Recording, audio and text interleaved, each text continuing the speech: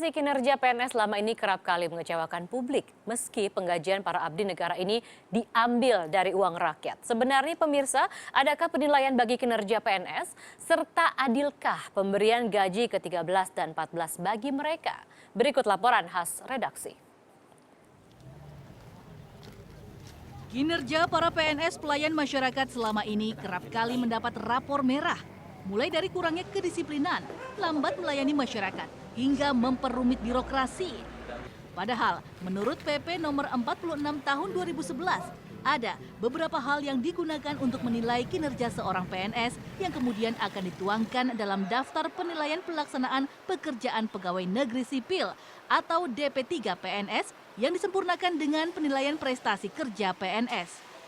Penilaian prestasi kerja PNS dilakukan sistematis dengan penekanan pada tingkat capaian sasaran kerja pegawai yang terbagi dalam dua unsur, yaitu sasaran kerja pegawai yang meliputi kuantitas, kualitas, waktu, dan biaya dalam penyelesaian setiap tugasnya.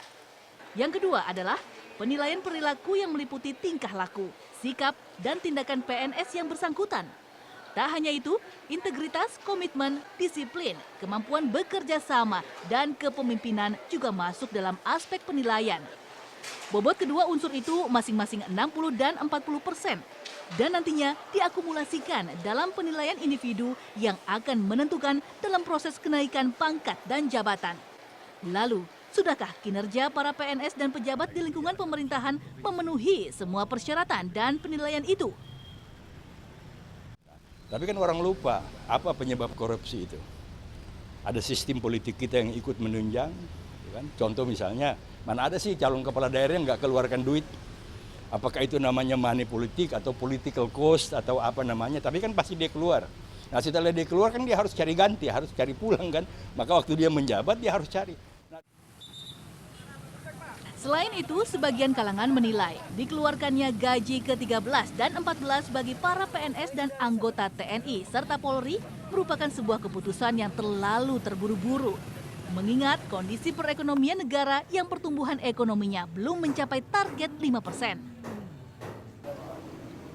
Dengan pertumbuhan ekonomi yang di bawah target pemerintah, kok ada kebijakan untuk menambah gaji pegawai 13 yang gaji pegawai 14. Nah, sehingga dengan demikian persoalan baru yang akan timbul adalah dia akan memperbesar angka inflasi. Lebih pada pencitraan, tapi jangan sampai dia hanya menjadi pemberian harapan palsu gitu kan. Total jumlah biaya gaji ke-13 dan 14 disinyalir mencapai 7 hingga 8 triliun. Sebuah jumlah yang sangat besar dan layak dijamin dengan peningkatan kinerja PNS serta seluruh aparatur negara lainnya. Gibson Ramos, Reza Helmi, Imam Muhairib, Jakarta.